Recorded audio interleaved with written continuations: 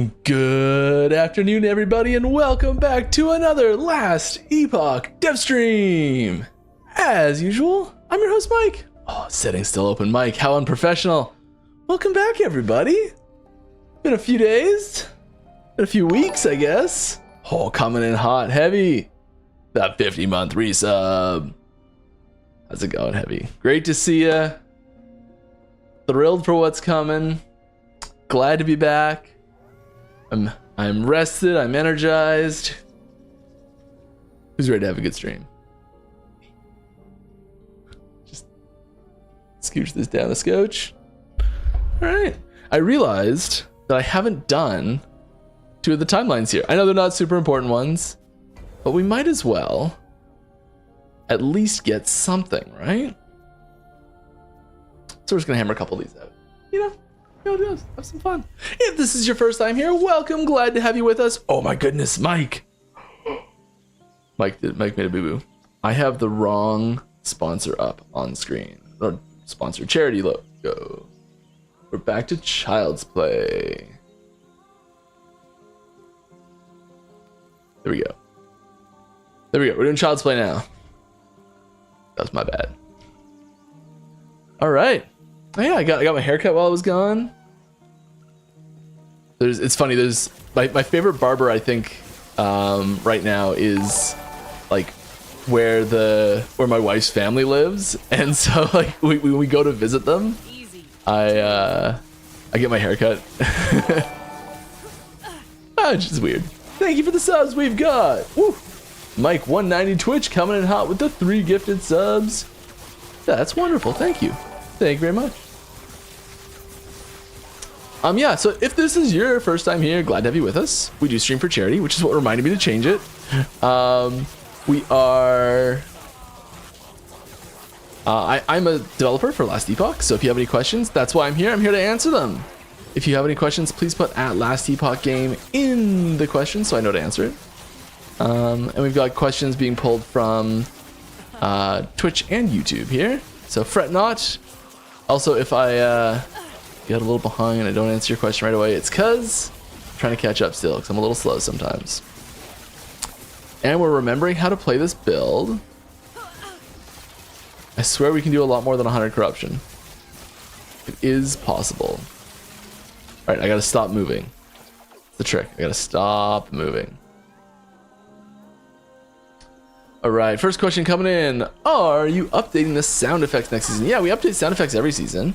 The really important thing we're doing next season with sound is that we're updating the way that the mix happens. And as someone who's completely ignorant to sound engineering, I cannot explain what that means properly. But I think basically it means the way that the sounds are layered, which sounds are audible over other sounds, how that priority happens, when things can play, how many times they played recently, things like that, and just the way that those sounds get mixed together and then presented to the player.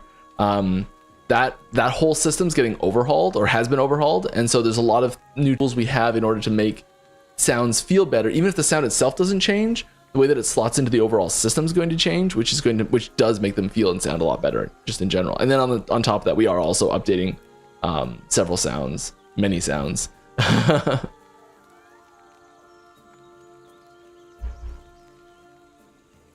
Adding in new sounds because there's new things that need new effects. Got more coming in. It's a busy one. That's what happens when I go away, apparently. Spike, welcome back. Thank you very much. 26 months. Woo. Woo. Over that 2-year mark. Very cool. Thank you.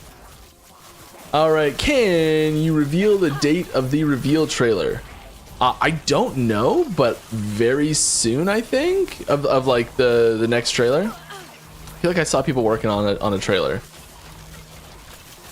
pretty recently. So I don't think it should be that long, sort of thing, you know? I don't know exactly when yet.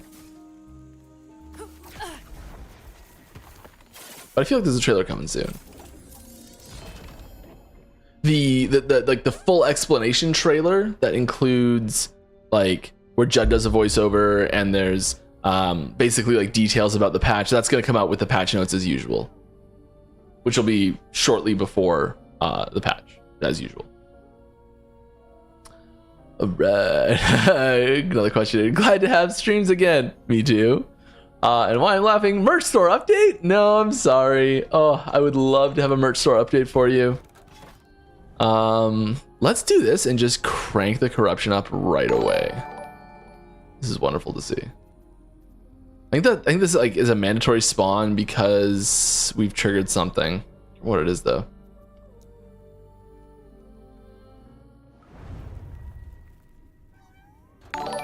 We got more stuff coming in. Oh, Trunks 19814. Thank you very much. That is 3 gifted subs by Trunks. Congrats to everyone who got one of those. And Hudev.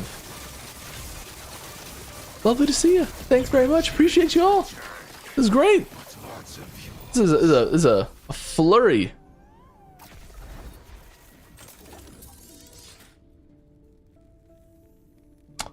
Thank you for recommending jojoba oil. My beard has never been so magnificent. You're welcome. That's great. That is awesome. I'm glad you're enjoying it. Oh, I didn't prep this very well. There's still a little bit of open stuff. That helmet looked good. It had let's open to this one. Yeah. Little tip, you can right click on a tab and just hit confirm, and that is the new default tab opening now. So no matter what, I open to that tab.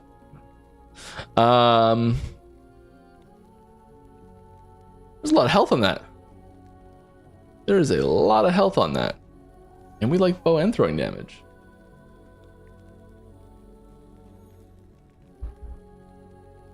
Having that recurve chance is really important though. I feel like I should try and, I was gonna try and craft this. Oh, we'd want to get rid of that probably. We need to re-roll this really into something good. Just get lucky. Nope. Could try and removal it.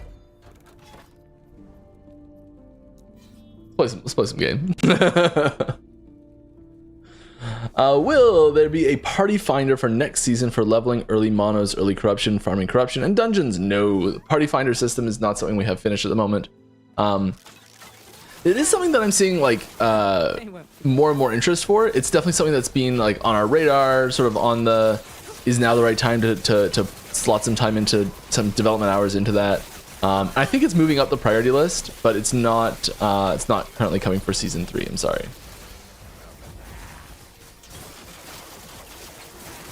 Is there any look at fixing Ring of Shield skill? It has a lot of bugs. Yeah, I mean, well, the goal is to fix every single bug in the game. Obviously, that's a lofty goal to say the least.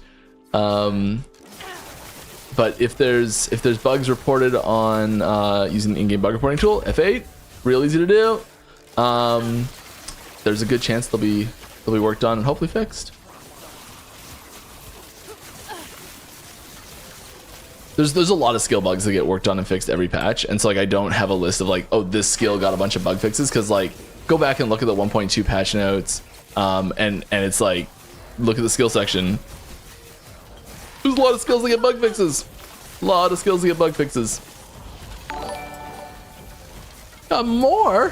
What is going on today? I love it.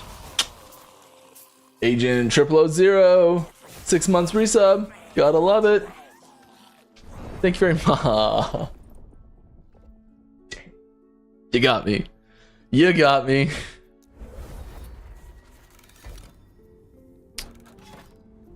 You know, I was kind of considering switching masteries completely. We've been playing Marksman basically all season so far, and I'm really enjoying the last build I played and this build too, but I've been considering switching over to either Blade Dancer or Falconer just to get some variety before the end of the season. And so I'd be interested to know 420 stability. Not quite ready, Lord. We could probably try and make that happen though, probably. I don't know if I can make it up there actually with this build. Not the build, really, it's my my gear is still struggling a bit.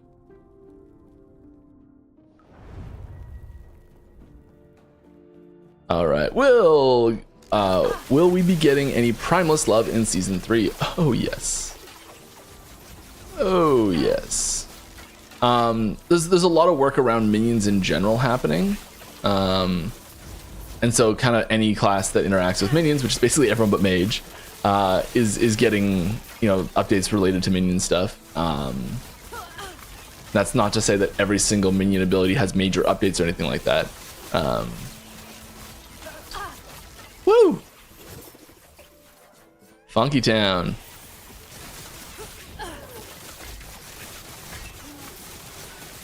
Come on, you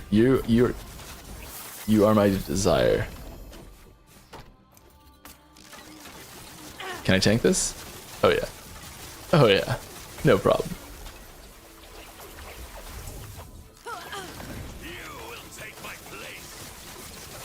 No problem. But yes, there is Primalless Love coming in Season 3.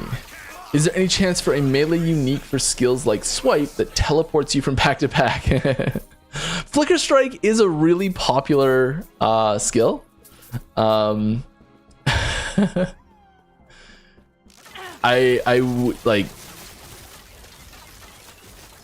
Yes, we kind of have that. It's called Lunge. But in all seriousness, like a straight up Flicker Strike 1-to-1 is, it's a very frenetic skill to have in the game. We've come close to putting in like mods for abilities or like items or things like that. They're like, let's basically Flicker Strike. And usually the drawback that kind of has to come with that ability or that item or whatever it is that's causing it to be air quotes Flicker Strike is heavy enough that it ends up not really being much fun. And it usually gets scrapped. But yeah, Flicker Strike gets suggested all the time.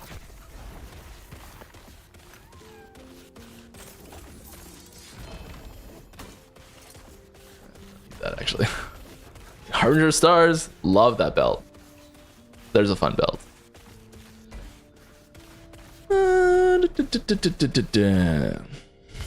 Can we expect any new systems in Season 3? Yes. Yes, you can definitely expect new systems in Season 3. I can't talk about, what can I say about new systems in Season 3? There is decision making, spectacle. What else could I say about it? It's like those vague buzzwords I can think of for it. Yeah, it's like, it's fun. It's a awesome system. I would love to be able to share more about it. Just working on some stuff for it this morning.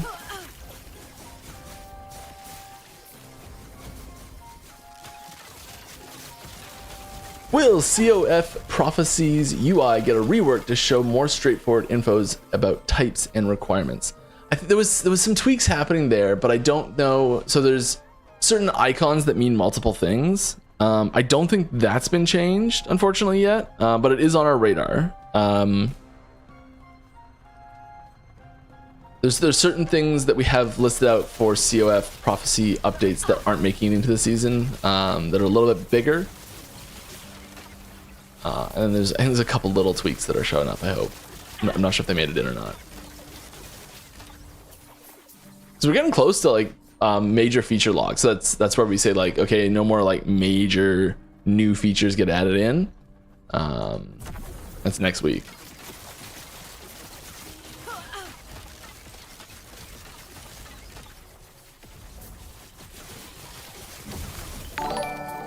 We got more.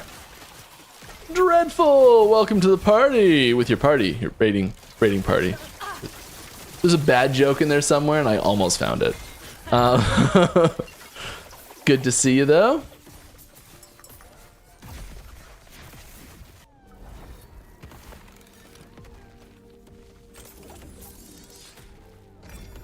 You had a cool video that I watched a few days ago. Might have been a little late to the party on that one.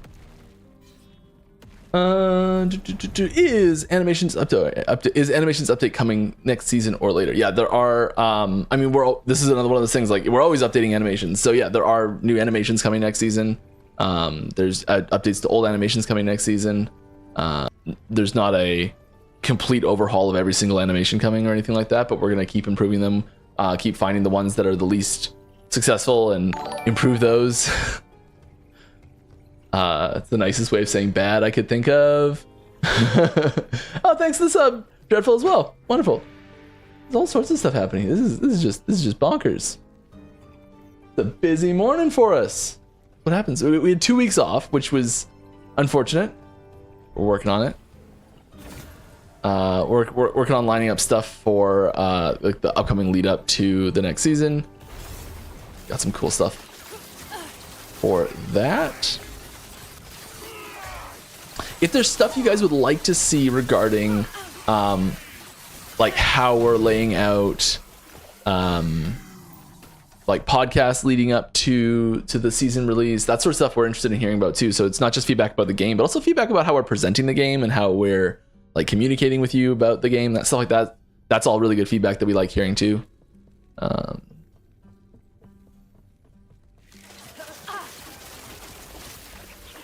Yeah.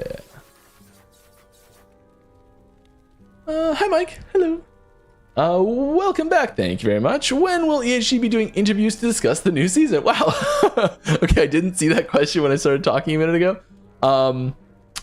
We're the start of that. I don't think we're announcing dates just yet. But we're like a couple weeks out from that, I think. Like, we're not very far away.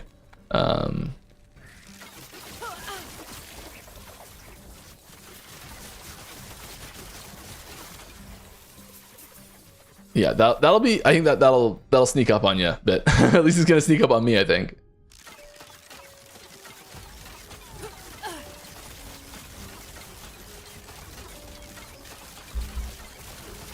Right. Just stand here and kill everything. I'll answer questions.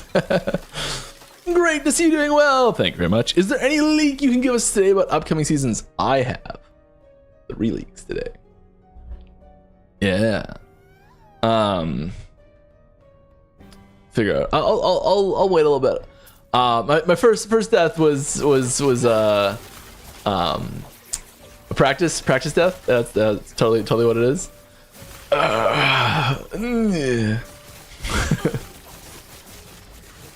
But yes, I've got a few things to share with you all about next season.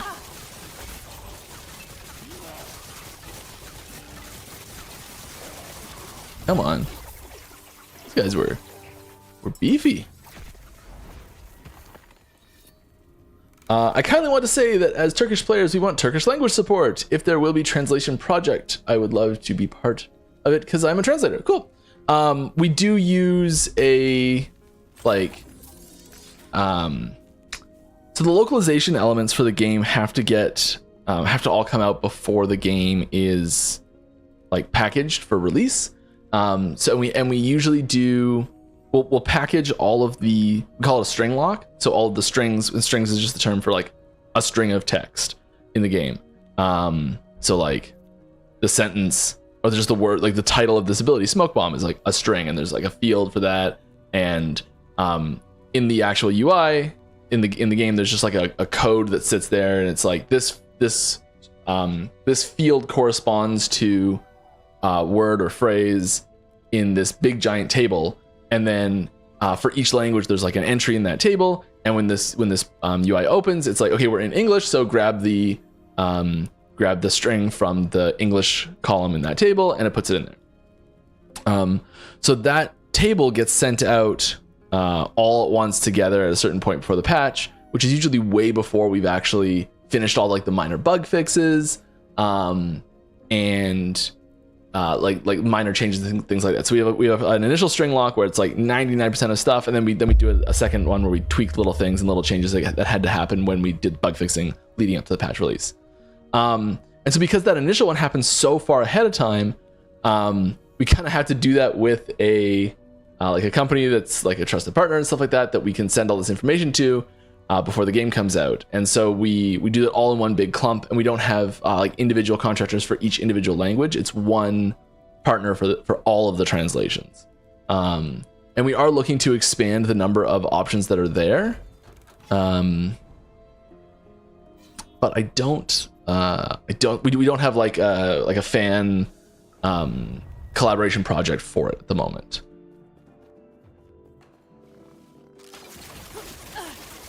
But I do appreciate the offer, and it is something that we've considered doing a few times.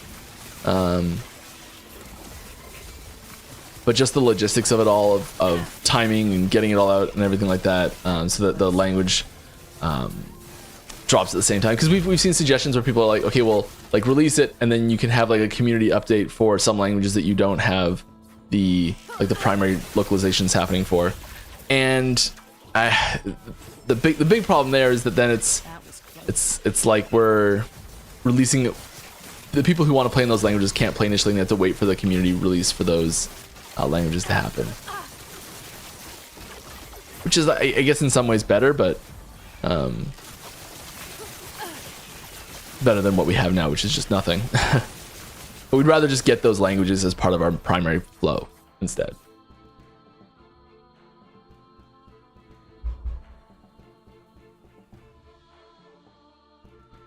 All right.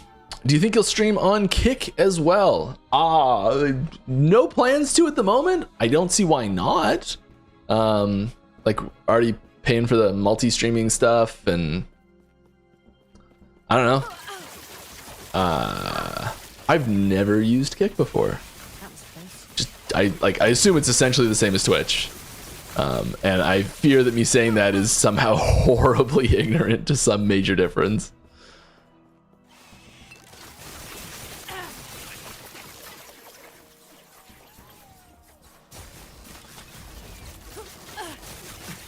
Alright.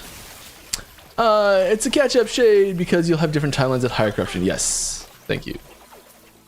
That's kind of what I thought. I just wasn't sure the condition that it appears at. If it's just like, if I'm at a certain amount negative, does it always just appear with just like the first time you complete anything? I just can't remember the condition that it appears at, because there's also another condition where if you have a certain number of the Gaze of Oribus, it also forces it to appear. There's a couple conditions, and some of them are kind of weird. Bago channel, thank you very much for the sub. Appreciate you. Glad to have you here. Hope you're having fun.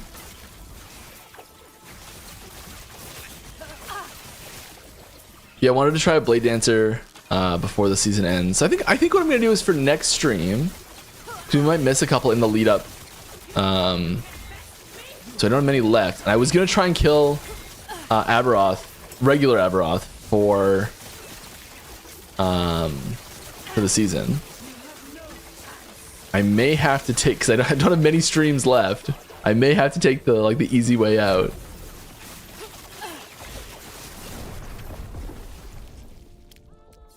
Okay, that one was my fault.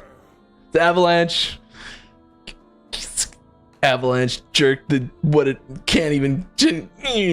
Yes.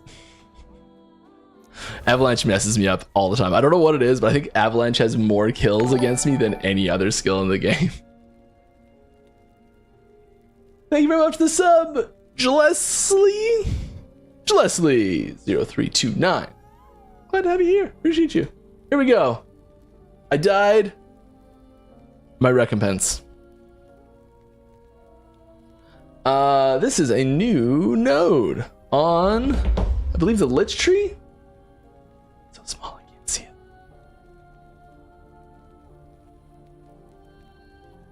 I don't know if this is gonna open on the right screen or not. Okay, just a sec. Just 1 second. I need to just check something. I'm still here. Just opening an image so that I can see it and have it not open on the wrong screen. And we're fine. And I'm back. Wonderful. Thanks for bearing with me there. Yeah, so this is it is Lich. It is below the lock line on Lich, as you can see on the bottom there. And it is a threshold node, which you can see the styling for threshold nodes has changed slightly.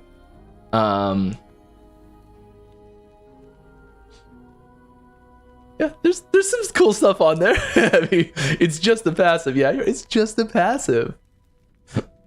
But we got a good one, right? Got to start strong. So yeah, so this is a great little passive that gives you more health, but also has where you always count as being at low life, no matter what. And it also caps your health at 50%. Yeah. 25% more health is illegal. Or very good.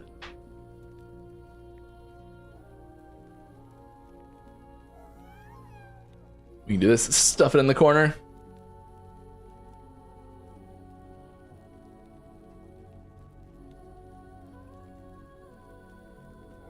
All right, now we shall move on to me getting my butt kicked more.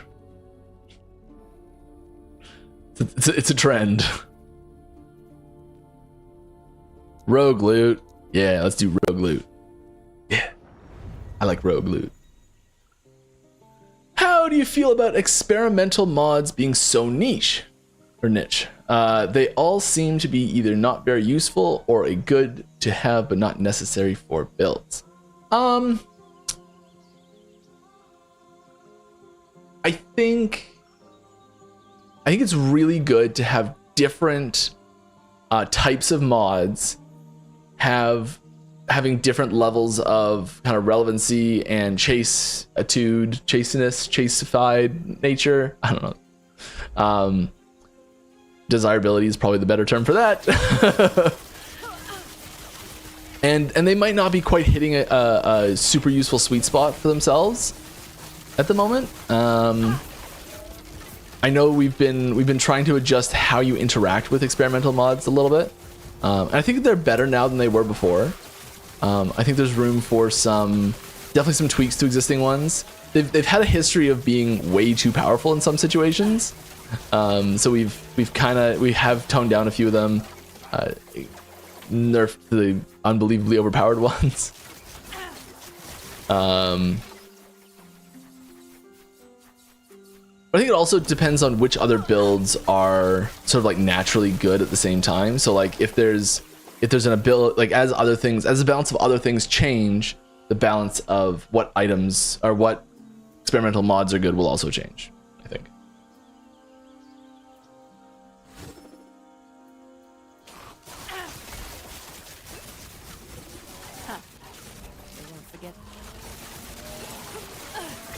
Ow. You taking any damage?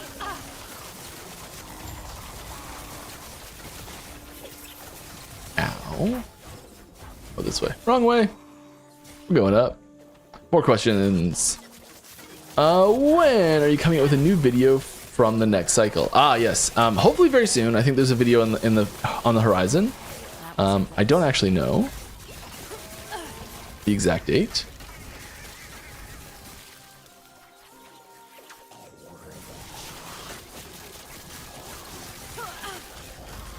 But hopefully very soon, which I think was the plan. All right, what do we get? Pair of decayed skulls, bleed, detonating arrow, mana. A lot of health on that. Not gonna be what we're looking for.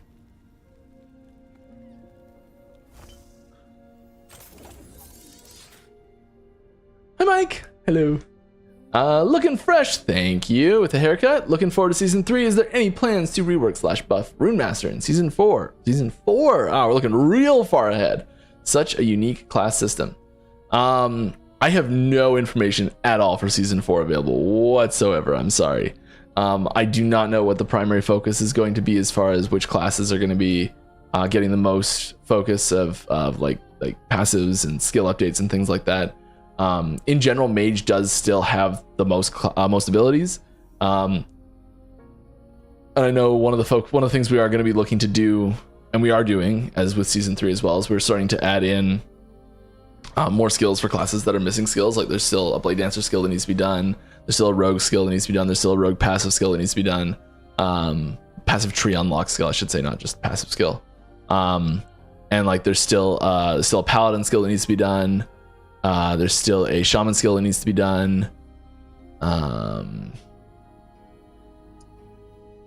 There's still, I think that's it. That's it, right? Let's double check. Build planner. Skill trees. Yeah, one shaman. 1 paladin. No mage, we know that. Acolyte. And 3 in the rogue. Yeah, okay. So yeah, there's those are the, what did I say, 5 skills that are still need to be done. And Rune Master is not on that list. So if there is some changes to Rune Master, it won't be in the form of new skills. But there is still definitely room to add more things. And there are, like, we're working on new content for skills from every class. Like actively working on new content for all skills from every class. And not all of that will show up each season, but yeah. All right. Hey, Mike, are you guys hiring any front end or back end website devs? I have no idea, but you know what? We can check. EHG careers, I believe, is the Google requirement. Careers page, what is it? There are currently 3 postings up. Gameplay developer, senior backend engineer, and operations producer. None of those look like web dev roles, front or back end. But the thing is, as well, as if you are, even if there's not something there and you really want to just apply, you're welcome to apply still. You can just send an email to wherever those emails are told to be sent to. HR@11thhour.games. And like, while we might not be looking for anyone for that role at the moment, there is like there's always a chance. There's always like a pile that your name could get put into of like a, hey, in the future if we need someone sort of thing. Or maybe there's like someone reads it and is like, hey, we could use this person. So you're always welcome to apply even if there's not a direct posting up. But I wouldn't get your hopes up if there's not a direct posting up. Hi, Mike. Hello. Is there any plans for Empowered Campaign? Probably not. When new chapters come out, would be nice to play through them on our mains without steamrolling it. Yeah, I do. I understand this. And this is kind of a weird thing that does happen. Most players that from what we've observed, most players will switch over to the next, the new season, and like start new characters with the new season right away. So you'll end up playing through the new content on brand new characters in the order that it's designed to be played in. There's lots of players that don't do that just played the legacy characters, and which is why we still support that as a game mode. But I don't think we have a specific like way to make that harder. So if you are super strong on a character that's like level 100 and is able to do 1,000 corruption and just insane stuff, where you're crushing Uberoth and it's no problem, like those characters going back to do the next chapter that comes out is going to be you're gonna crush it. You're gonna roll over. There's no mechanism for down leveling that character or upscaling that content.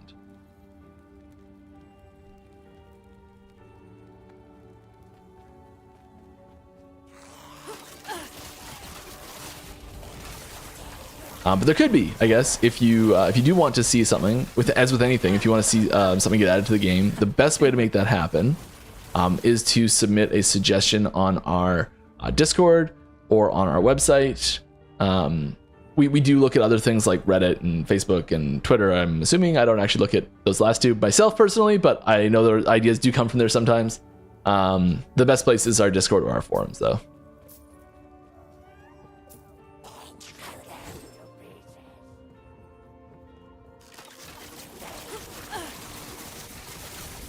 I realize I said that like I'm the person you want to see the idea. I'm not the person you want to see the idea.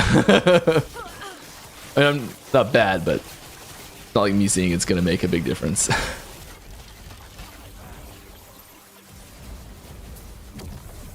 All right. Come on, Shrines, where are you? You lured out an ambush. Mike, have you seen the new spoilers for Edge of Eternity? Yes, I have. I've been following them closely. What do you think of MTG going to space? Also, if you did see, I made the A-Bomb card for you in fan art. I did see that. It was a reskin to Anima, I think.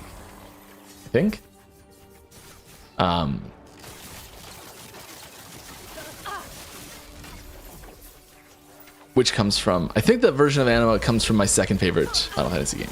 Anyways, the Edge, yeah, I'll take a quick detour here for Magic. Edge of Eternities. I think I'm having a tough time reconciling the aesthetics of Edge of Eternities personally, and I really like the mechanics and the game design that's happening. So yeah, it's a bit of a aesthetics disconnect for me in my I don't know, my stubborn get off my lawn old man ways. But I am I look at the card mechanics and it's just they're doing such a great job on the design team over there. It's really impressive. The new station cards are sweet. Warp is fantastic.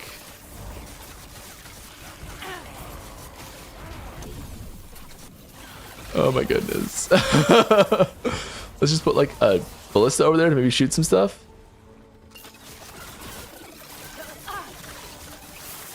Focus them down.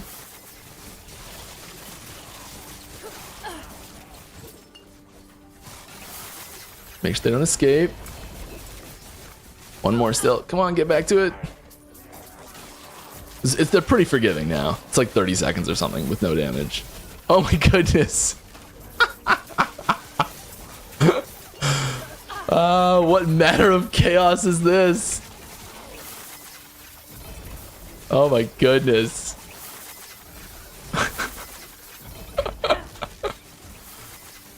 Okay. Now the trick is getting everything without dying.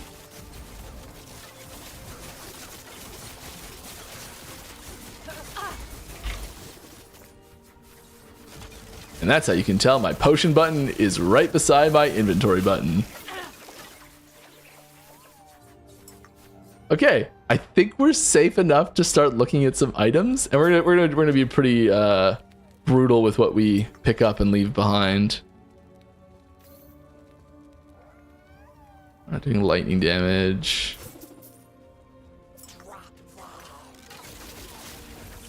Pump everything back. Shift F twice does that. Which finally, I think finally we're getting a hotkey for that. Oh. So, like, of all the weird things to be excited about, is getting a hotkey for that.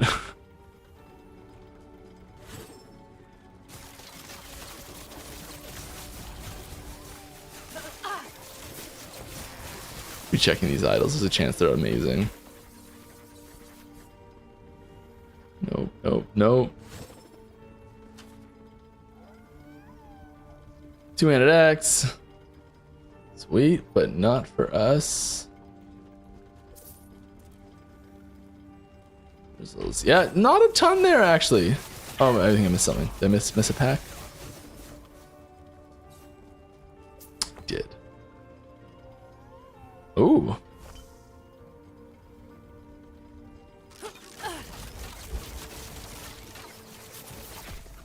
All right, let's move on. Do we have any, we do.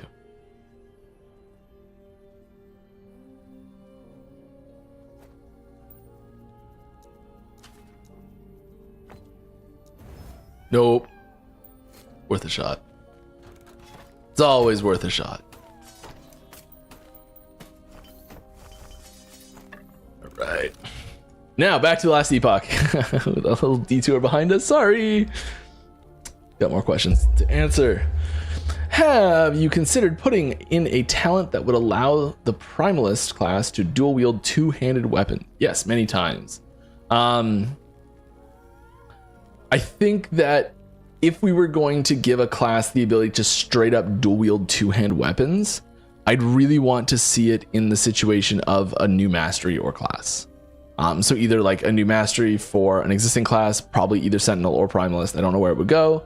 Or an entirely new class altogether, but like clearly looking at the core fantasy of that style of thing, like it's a strength forward character. It's some class that's saying stacking strength is good. So like mage or acolyte or rogue are definitely not the places that it's going to be sitting on, because they have almost zero between them strength scaling abilities. Possibly zero. Are there any strength scaling abilities on any of those 3 classes? There's gotta be. Doesn't matter. But yeah, it's gonna be on a class that has strength primary scaling abilities if we ever did that. But it's a really I would call that a core property or core mechanic of the barbarian in Diablo 2, which is like, our game is deeply rooted in the fantasy that Diablo 2 set forth in the first place. I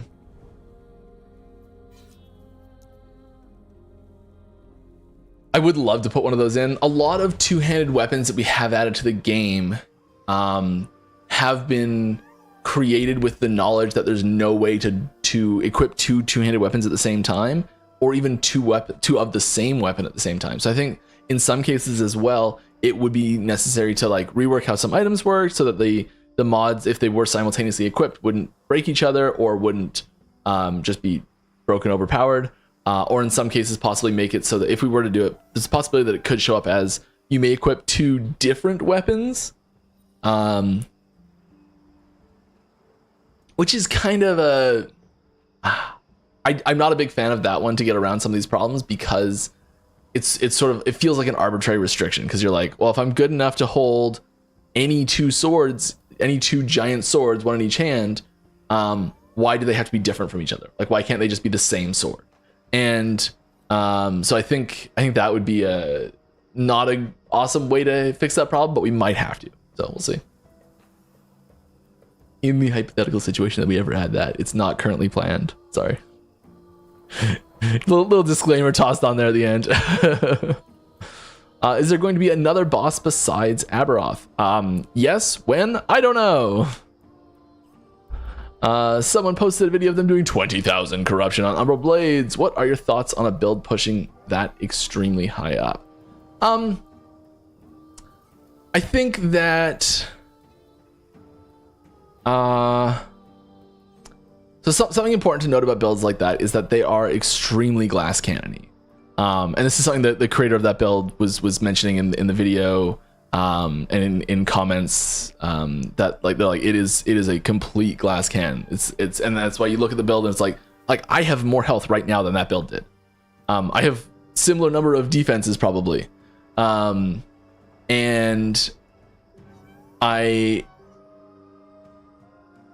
like they're so glass cannon that it's just like a kill them before they kill us sort of thing. And builds like that are fine in general, I think. And it is cool that there's this way where like if you're good enough to just like not get hit, you can keep surviving, and that's cool, I think. It does create a little bit of a problem though, in that it's not something that we want to encourage too much, because by the build creators, what they were saying, it didn't seem like it was an overly fun experience overall.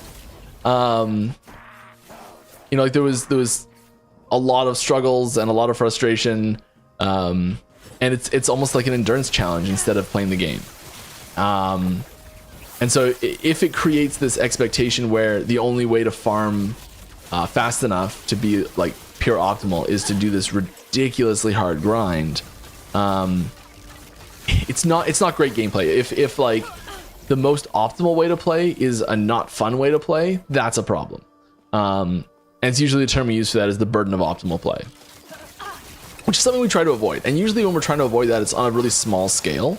We're trying to say like, hey, if the best way to play the game is by every map you stand still for 10 minutes, and because there's some stacking buff that happens that if you stand still for long enough, the buff will stack up and then you can clear the area. But because you push corruption so high, it's more efficient than just playing at 10% of the corruption. So it's like 2 million corruption if you can get it that high, and like there's this like some sort of glitch to do it, and it takes you 10 minutes of just doing nothing. You have to walk away from your computer for 10 minutes at the start of every echo. That would be a really extreme burden of optimal play that was super boring, and we'd have to patch out immediately because it was just causing players to play something that sucked, you know? And so we try, and that's a really extreme case. So we try to avoid situations like that whenever we can. Yeah. I don't know. I guess I don't really have any direct thoughts on that build specifically. It did look cool. Seeing something pushed that high was pretty sweet. I love seeing these things that people come up with. You know, like that's the really cool thing to me, is seeing these like epic builds, that like seeing what people can figure out that the system can do, and finding that. Oh, felt like that was coming.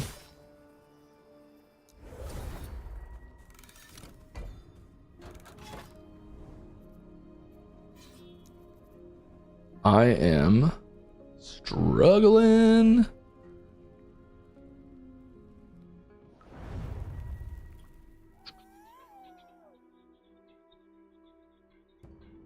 Do you have any concerns on the quality of the game for season 3 since, and there's a mistake in this question, since there is no more CT program? There is a CT program. It is currently active. They have a build. They are testing it right now. So no would be the short answer. We did reset the CT program. So what that means is we basically said, we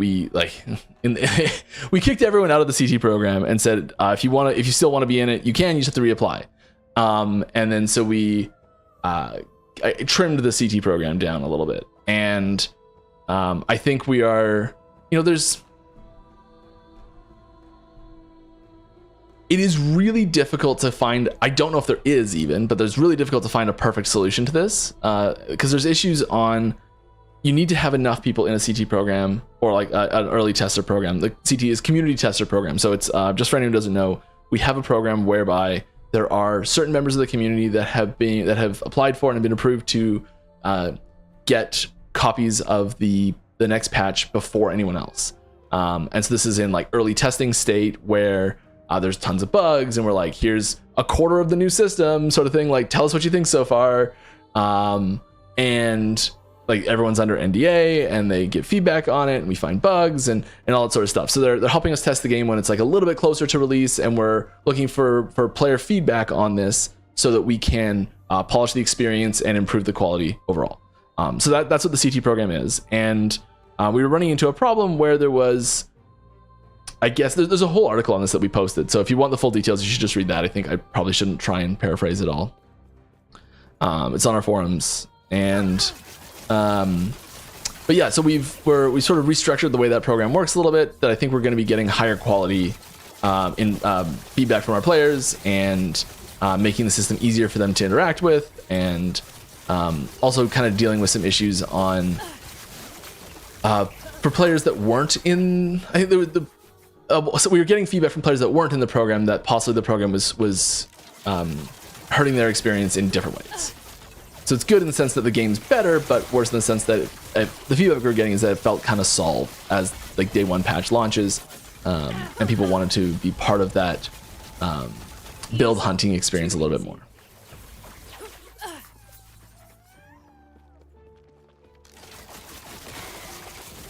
And I'm sure there's still like people who are very familiar with the game are still going to be able to go and read the patch notes a few days before the patch and be able to say like, okay, I'm so familiar with this that I can tell you that these 3 builds are going to be really strong next patch, and I bet 99% of the time they'll be right.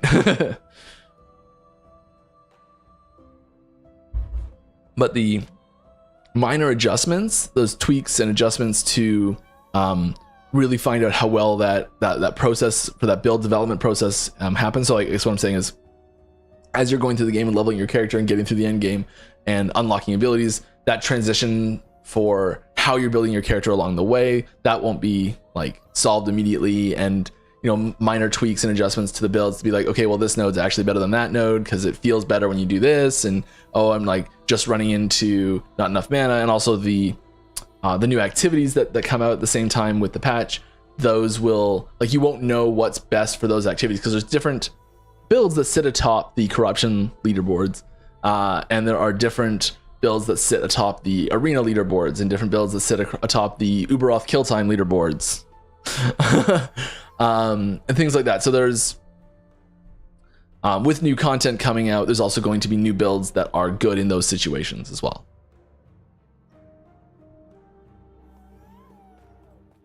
All right. Can we expect Blind to be reworked or nerfed because it makes crit avoidance and reduction essentially useless? Probably not.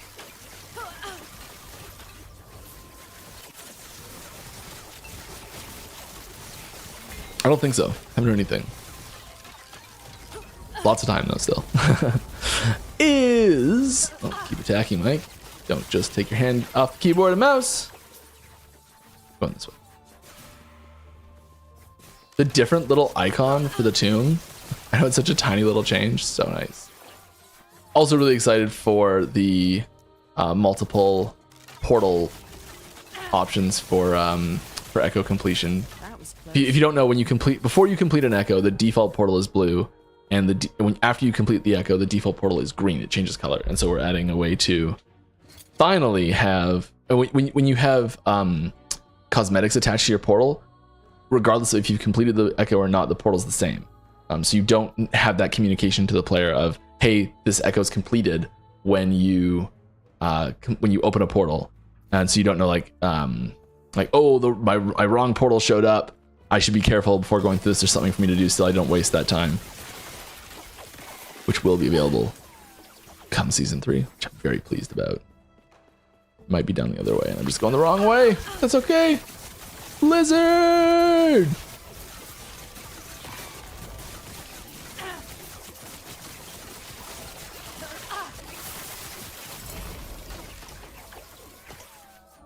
TLP, the Snowblind. Surprisingly good item. Surprisingly good item. Is the new Season 3 system going to remain in the game, or are we at the point where seasonal content only stays for the duration of the season? The plan is for it to stay. I think we're at the point now where if a mechanic, if a system flopped, if people really didn't like it, we could probably... if it was actively detrimental to the game to have the system in, I think we're at the point where we could remove it.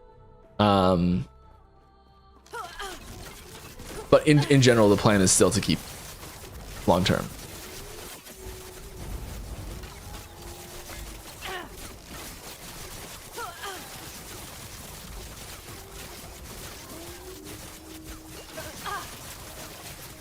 My goodness.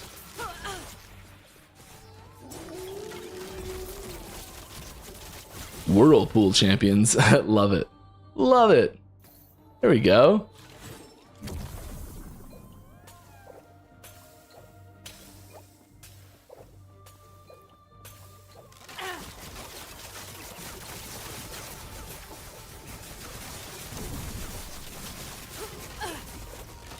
More questions. More questions. Mike, are we getting new weapon bases in the new cycle/league? In the new season, there will be... I don't know, actually. I can't think of any right now. With new damage types like two-handed cold mace. I don't know. It's rare that we put element-specific damage on an item base. It definitely happens. Like there's a one-handed mace with lightning damage on it, I think, and it definitely happens, but it's definitely rare.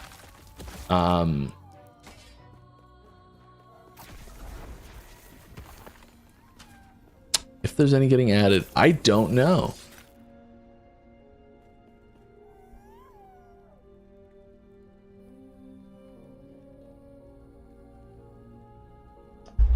Is that a new base?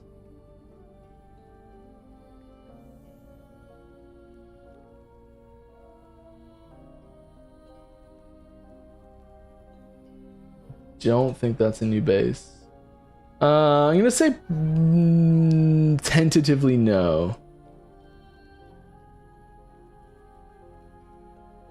but I'm not confident no. Will there be challenges with cosmetic rewards for this season? Not that I know of, no. Any plans on making the bazaar better with things like searching for roll ranges, adding max listing times, etc.? I'm not going to tell you specific changes that are coming to the bazaar UI, but there are changes to the bazaar UI coming that will make life easier in the bazaar. Definitely. That is, there's stuff coming. There's just straight up quality of life stuff coming. There's also mechanical stuff coming for the bazaar. So yes, there are Merchants Guild updates coming. Not like overhaul level updates, but like some much needed changes. All right. Do you feel more pressure / nervous for season 3 than season 2 or less? A lot less. Yeah, a lot less. I'm really confident in season 3 from the stance of just, I love what's coming and really excited to share with what's coming with everyone. And not that I didn't really love season 2. I really love season 2 as well. But so the confidence in the content is the same season 3 to season 2. But I think why I would say my nervousness or apprehension is less is because it was 4 months of development time and not however many ridiculous months of development time it was last time. So it is, I think that there is, it just feels like there's less pressure from that shorter development time. It feels like we've kind of hit our stride as far as development patterns and like content development and that sort of stuff. It's really great. It's really great. I'm really excited, really happy. Let's fight this boss. Let's do it. Let's fight this boss. Let's realize that our inventory is half full at the start of the fight. And with knowledge that we're about to die, we trudge bravely on. Any new changes for idols, be it new affix types, systems, etc.? Anything at all? Yes. Volume of anything? I wouldn't say that idols are a major focus for updates this season. I just chill here. The slow doesn't really hurt me much.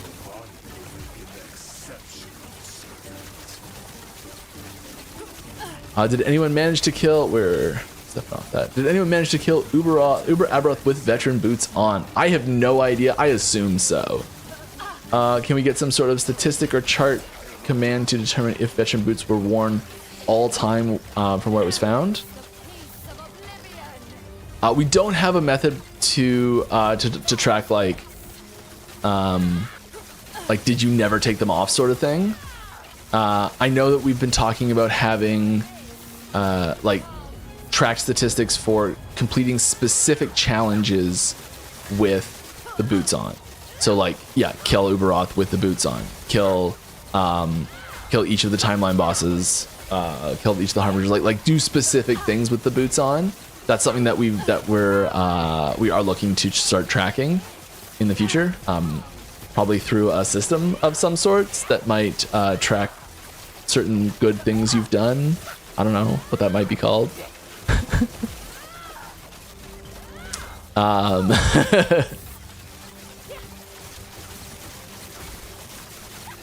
think we're gonna do this. Just wanted to jinx myself. I thought that would be really prudent. But lucky there. I am one. One-handed sword drops, two-handed axe drops, two-handed staff drops, one-handed axe drops, dagger drops. I mean, it's the most high-rolled one, so sure. Why not? Couple MVs, needle. Ring, let's try it. Let's try the ring. Huh, we didn't get it!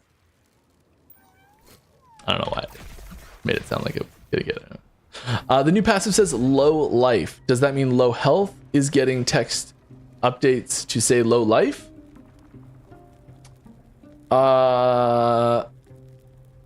There might be a typo there. Are we serious? At low life. We use the term low life colloquially, like as a low life build, low life, whatever. But yeah, the term we use in game is low health, isn't it? Good catch.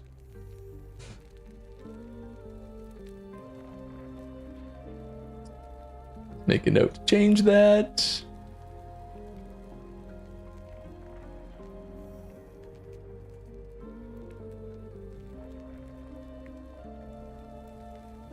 Oh, it's fine. Someone's already got that, it looks like. Any update about official clothing merchandise coming soon, and will we see it tied to a supporter pack? I would love a new hoodie. I would be thrilled if I could say yes to this. I don't have any new info yet. So this is my whoop, here we go. 11th Hour Games, nice little button up. Pretending I'm a professional, you know.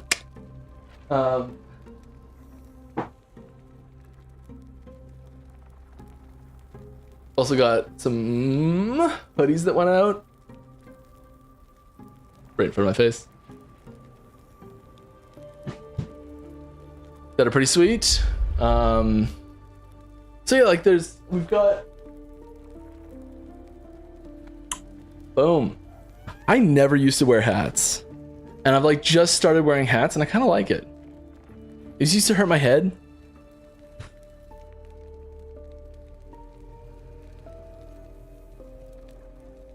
Yes, I would love to be able to send out merch. I know it's like every time I ask about it, people, the response I get is we're working on it. That sort of thing. Though before we can do that, I do not know what the status is, unfortunately. Yeah, where are we here? We've done 5 of them. Not bad. Did I just get that? I think I did. I think I counted, didn't it? Blood, Frost, and Death? Yeah, just did that. Sweet. Highest kill, 288. Minimum 200 still. Huh. Easy. Start working on this one. Loot lizards are super cool, and it feels bad having to kill them even though they escape at 1 HP. Will we see a faction of loot lizards in the future where we can have them work for us?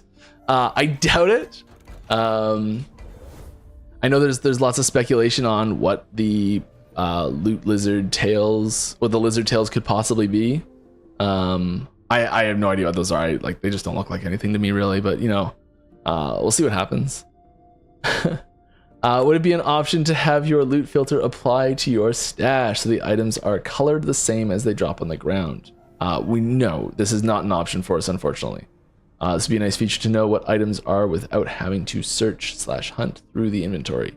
Yeah, we're trying to, we are working to improve the like the filter options, the search options, and there's a whole bunch of changes we've got planned for the stash in general.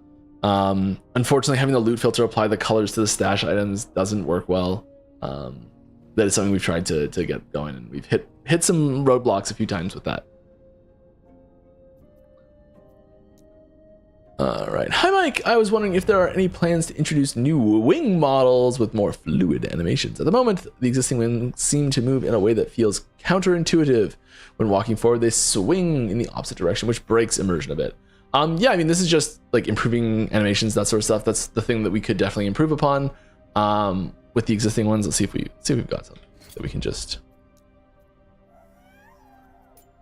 What do we have in the way of wings? Like these are the new wings, newest wings. They're probably like independently animated. They go into walking. I mean, oh, it looks pretty sweet to me. Maybe I'm not doing the right wings.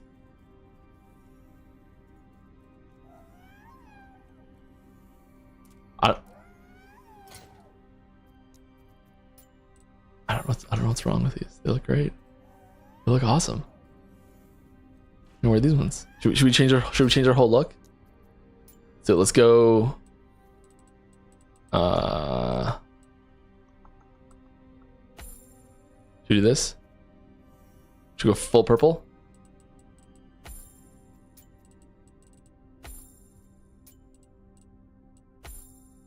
kind of a mage setup, isn't it? Okay, I know what we're gonna do. We're gonna do the crown because I love being able to see our face. This is sort of the no helmet option. And we're gonna do. I just love this combo. Yeah, we're doing Thunderfang. It's happening. Yeah, that's good. That's sweet. I love this. Is what I was wearing before. I love it. Yeah. Dress up time's over.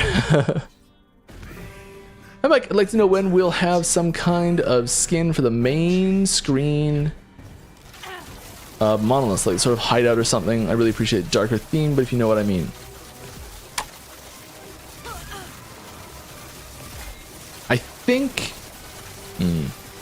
think what this is asking for.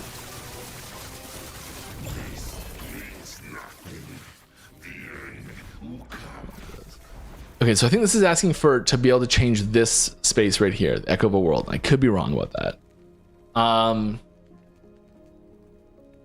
And I think this makes the most sense. There's nothing coming for season 3. Season 3 will not have any way to customize a hideout or like a physical way to change the physical layout or visuals of an area in the game.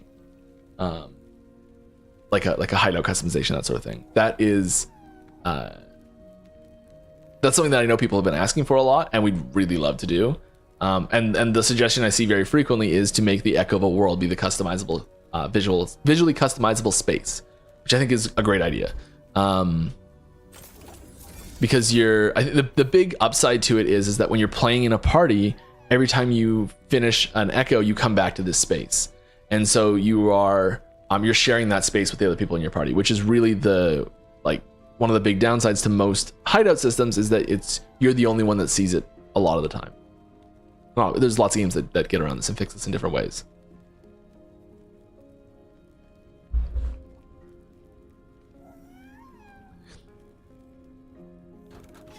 But not for season 3. Would love to see it at some point.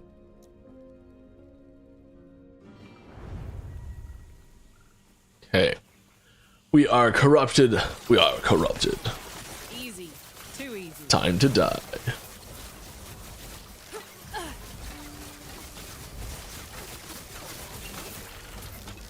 We need more health or more mana per pot.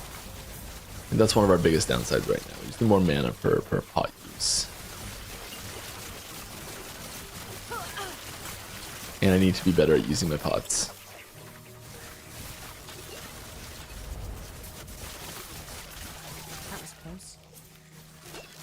But we might just switch to an overpowered build in order to do. Should we do the build that was doing 20,000 corruption in order to actually get our Uberoth kill? Is that what I should just do? Nah.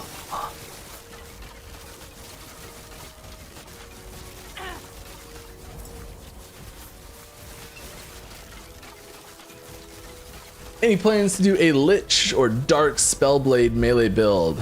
I feel like Stygian Cole is currently the Lich meta. There's definitely some stuff coming to Lich that will shake up the melee meta for it. In terms of like passives, skills, items. Like there's stuff to come to shake up the Lich melee meta. It's coming. Just gonna just give it a real good shake. Any plans on adding the boosted Echo item type to Monolith map so we can see it before entering a Monolith? The boosted Echo item type to the Monolith map. What?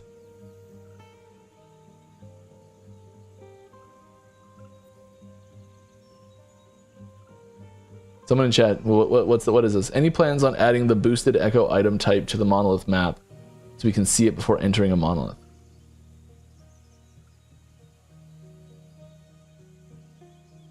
What does that mean? Sorry, I don't know. What's the boosted Echo item type? There's new information that we're adding to the Monolith, the timeline map. So this is the Monolith map, and then when you're actually looking at individual echoes, we call it the timeline map. The timeline panel is the technical term for it. Like each monolith has a certain item type. Oh, that drops in a certain echo word. I understand. Yes. Sorry. Yes, absolutely obvious. I don't know why I didn't understand that. So when you click on each one of these, thank you, Danish princess, by the way, or prince. I read so good. I'm like the best. I'm the best at reading. Anyways, not at all. Each one of these echoes has specific item types that will, each one of these timelines, sorry, has specific unique item types that can be found in that unique item base type rewards that can be found in that timeline as echo rewards. And that information is only really visible when you walk up to the timeline itself and like click on that specific timeline and say, hey, I want to go to this timeline. And it says like, do you want normal or empowered? And at the bottom, it's like, there's extra of this item type in this timeline. That's kind of the only place that that information sits. I don't know if we're actually moving that, but I know it's something that we have talked about, and like you're right, it needs to be more clear to the player and more accessible. And we are in the process of redoing this UI here. So like there's new tutorials, new information. So there's stuff that's changing there that will be a good time to add information like that. So I'll make a note of that.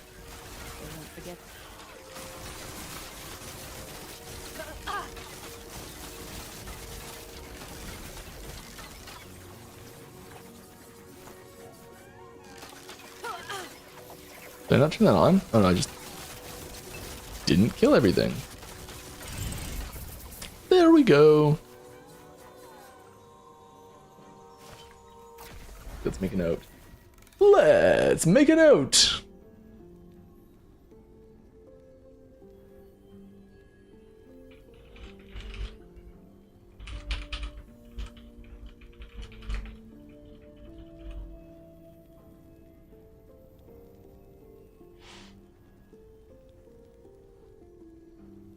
I just blow my nose, didn't mute the microphone. Hope it wasn't too bad.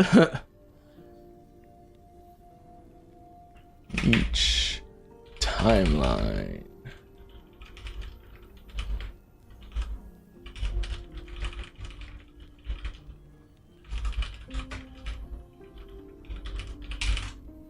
All right. More questions, Mike? Yeah, sounds good, Mike. Nice. We should go to a cemetery and place some of those. Another one, LP Harbinger. What's your opinion on? Is there any chance? We're gonna try that again. Is there any change coming to Black Hole soon? No. Black Hole is, and I keep saying this. I've been saying this for a while. Black Hole's in a weird position. We have some really there's some mechanical stuff that it does that is kind of not implemented the way we want to implement it. That's causing some problems, and we're not overly happy with how it, the way that it pulls things, the way that it repositions enemies is not reliable, and it functions. It's the way we've got that implemented in general is not great. You may have noticed this, you may not have noticed this. There hasn't been a new skill that has had pushing and pulling mechanics added to it in a long time. Because we've kind of just put a pause on having any of those until we can fix an underlying problem with movement, the way movement works. Once we do that, we'll look at Black Hole and make some changes there. There's also some kind of long-term plans we have for Black Hole in its position in the game overall. So there's it's sitting really far down the priority list. There's some minor adjustments, there's some bug fixes, there's some little tweaks, things like that happen to it basically every season. But as far as like major changes that it desperately needs, unfortunately it is still low on the list because it is waiting for a few other things to come in and clear the way before it's possible to really do what we want to do with it.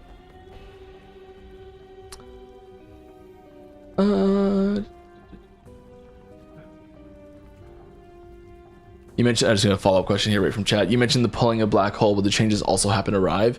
Yeah, there's a few abilities that can pull. So you may notice that, like, we removed pulling completely from Warpath, I think.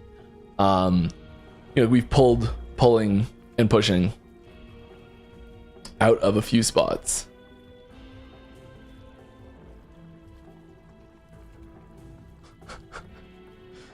Thanks, Dewick.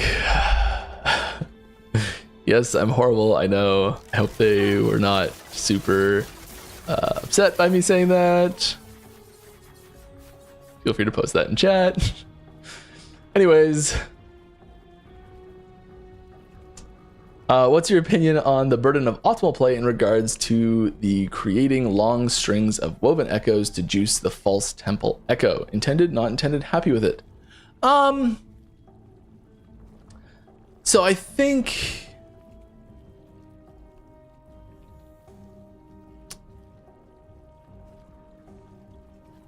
you're still playing the game. Like you're still, well, like in the extreme example that I posted. Let's back up a bit. I think if you're not having fun playing that way and you feel forced to play that way, lest you be suboptimal, I think that's a bad thing.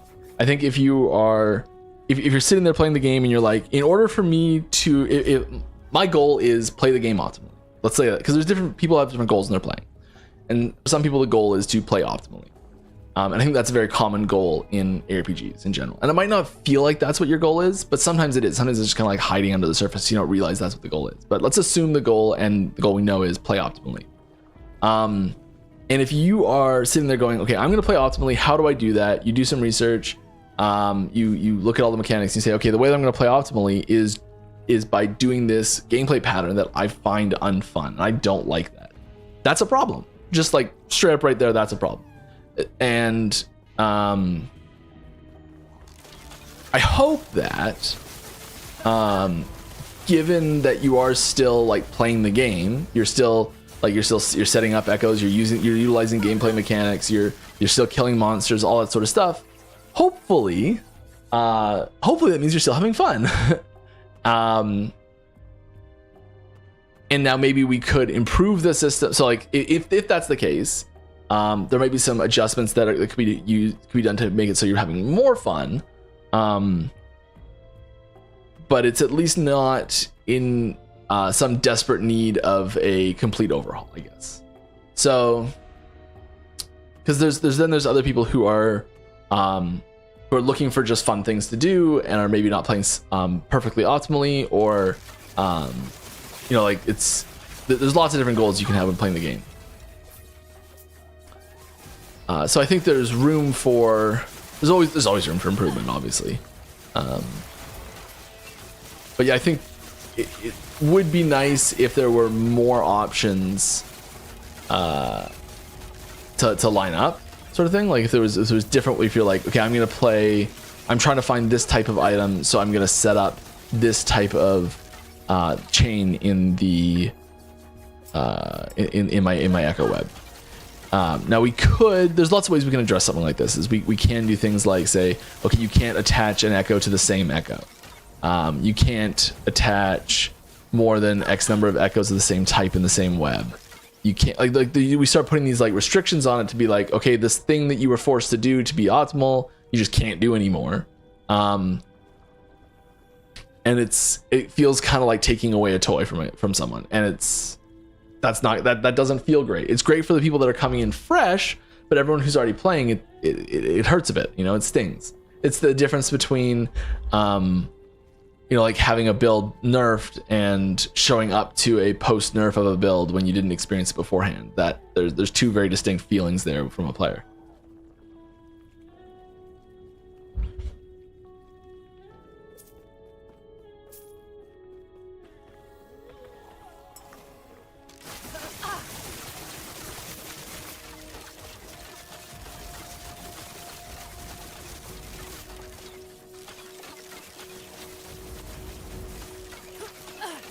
Have you ever considered an alt cast option where you could press Alt R and the spell would auto cast and toggle between using an attack or something, or summoning the minion? Alt cast option where you could press Alt R, or like Alt, whichever ability that the key is tagged to, on the spell would auto cast or toggle between using an attack skill or summoning the minion. We have talked about a few of these things, yes. The situations like, so there's two things here. There's toggling between an attack skill and summoning the minion. And that sort of mechanic only really applies to Beastmaster's minions. And it already automatically switches once you've got your minions, your full complement of minions out. So I don't think we probably would look to do something like that, but having a built-in numlock trick, essentially, is what this is asking for, is something that gets debated pretty regularly internally, because it's a mechanic that is functional and everything outside of, like, with systems that basically almost like most computers have the ability to natively just do this. And those that don't end up emulating it in a lot of situations, which is not great. We've done a lot of work to try and make that type of like gameplay not optimal, to discourage it from being used in general. But it's one of those things that, like, it's the way a lot of people play. So we kind of have to look at if we're ready to try and expunge that completely through design decisions, or if we're ready to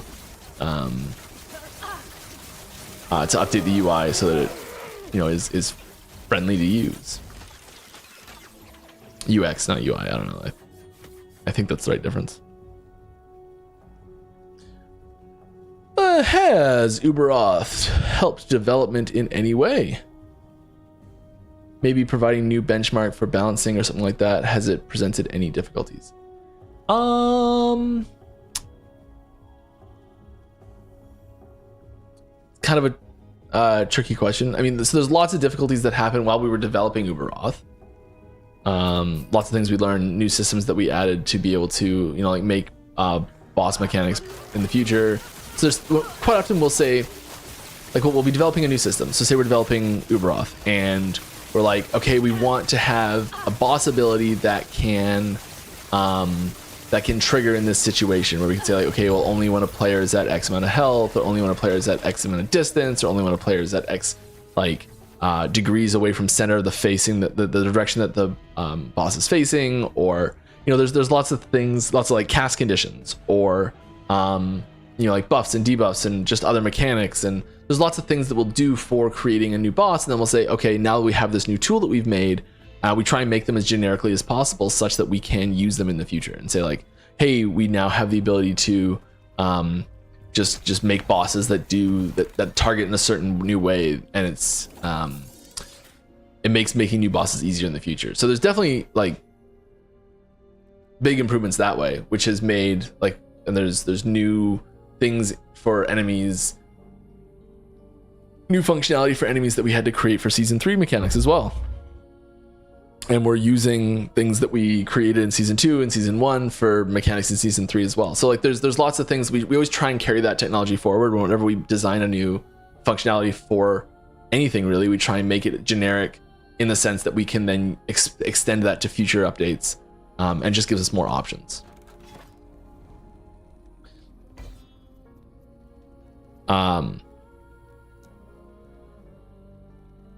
I feel like the question's trying to ask, I don't think that's the answer you're looking for, though. New benchmark for balancing? No. Any difficulties? Not really. Like, it didn't create new difficulties, I don't think. I think I'm kind of missing something with the question. I'm sorry. All right. Idle filters will be improved for season 3. I don't know. So we would have to add roll range filtering to improve idols. That's kind of the only way to improve idle filtering, because they only have one tier. We're not adding more tiers to the idols. That's not happening. So as far as getting better filtering, you'd have to have roll ranges included. I don't think that's being added in season 3. Not confident in that answer. It's part of the problem. I went away for a week and a half, and there was a few things that got done while I was away. I came back to it, I was like, oh, we did do that. Awesome. Great. stuff that I wasn't expecting to make into the patch that is now very happy about.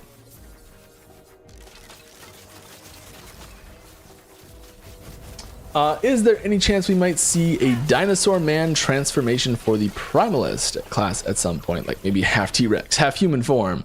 It's possible. There's no new transforms coming in season 3. But I mean, that's pretty cool. There kind of needs to be a like a mechanical niche for it to happen. So right now the 3 druid transforms that exist, I would love to add a 4th transform for druid. I think that'd be fantastic. There's a lot of other stuff that has like shaman, like those other 5 skills we talked about at the start of the stream: the shaman skill, the blade dancer skill, the paladin skill, and the 2 rogue skills. Those all need to get added in before we start adding on new skills to other masteries. I would love to do another transformation where that T-Rex, like were-rex, like werebear, werewolf, were-rex, where that were-rex would fit context-wise in the game. It feels like there'd be a lot of overlap with werebear. You know, like big, hulking, high impact, strength focused, smash, smash, smash. Like that's that werebear aesthetic. So maybe it's in the realm of a cosmetic skin for werebear. Maybe it's maybe it is its own skill. Maybe it's like an item. I don't know. I'd love to. I think having that like that dinosaur aesthetic carry over into Primalist is sweet. I mean, we already have like Summon Raptor, but getting more things in there would be awesome. Love to see it. When are recolored skill icons? Yeah. Based on chosen conversion coming. I know that you talked about it and teasered them on Gamescom 092 Rune Master patch, but they're still not there. Yeah, I think we talked about them for the Rune Master patch, but we like ultimately decided not to do them. And we talked about like it was something we were interested in. I don't think we officially have like a yeah, we're doing it sort of thing yet. But at the same time, I know whenever we add new skill icons now, we now have the like policy to also add in those same like conversion color icons for new ones that we create. So the new ability coming for Lich in the new ability coming for Lich. Yeah, like that. I realized he put number sign 0 minutes left, and I'm like, wait, it's done. Oh no, but it was the number just shift 30 minutes left. Anyways, yes, let's put in a while I ramble. Here's another thing. It goes with the other thing. Maybe we should do both at the same time, actually. Here you go. See them both at the same time, side by side. And I'll post these all in the Discord Ask the Devs channel right after the stream, as well as if you want the original images. So yeah, so these work together pretty well. See if I can.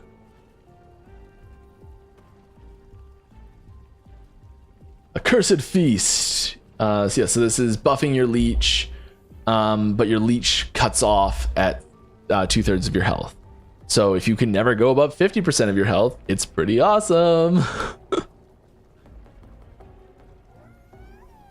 Yeah.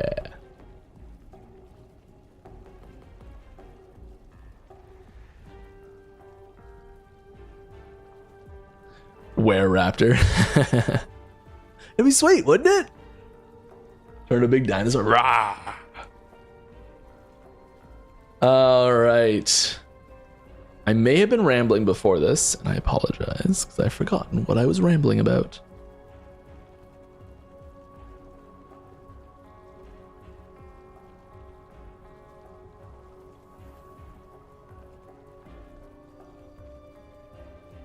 Dump this back in the corner. And keep moving a little bit. There we go. We come prepared today. I got one more little thing for you too. I'll share in a minute. If I die, it's coming right up. It's the instant I die.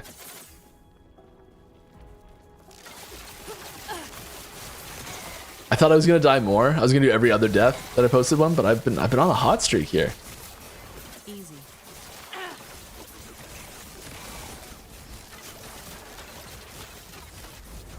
How bad can Mike jinx himself? Potions currently are not upgradable and late game feel weak. From a design and technical standpoint, could they factor into could they factor into the itemization system? Yeah, so they definitely do. Like we factor them into the itemization system big time already. Oh my goodness. Oh my goodness. Heavy. Whoa. I guess you're happy about that node. My goodness. Thank you very much, Heavy. Is that 10 gifted subs? That looks like 10. That is 10 gifted subs. Thank you very much. Congrats to everyone who got one of those.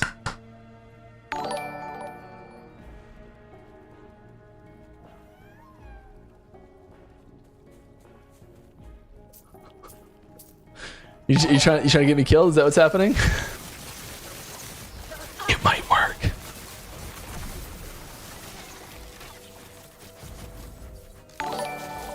You know what? This is. Oh, I can't set a precedent there. I was gonna say this is distracting me so much. Oh no. We're not buying teasers. That's not what's happening. It was a good try if that's what it was. Which has worked in the past, I will say.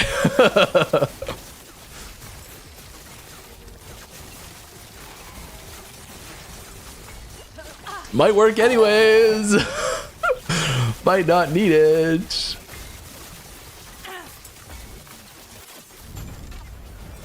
That was a close one. The Heavy, the last teaser's not another node. Just so you know.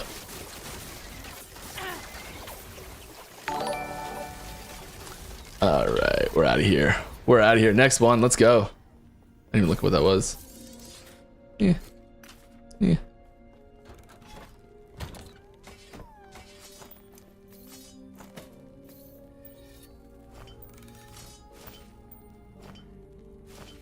What do we have room for? What do we have room for? What do we have room for? What do we have room? Yeah. Potions currently not upgradable and late game feel weak. Yes, I agree. So what we're doing is we are cranking up the amount of health restored per level. So right now, potions do scale based on your character level when you use them, but they don't scale anywhere near enough, really. So we are adjusting the way that potions scale. And tweaking some of the way they are itemized with other abilities.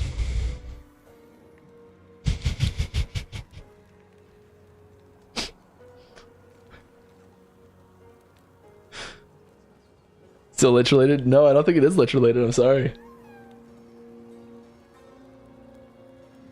I'm just gonna look at it on this other screen here and check for you.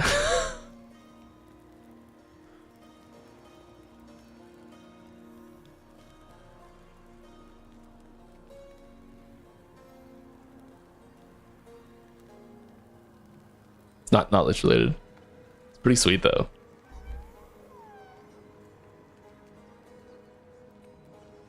What was that? All right.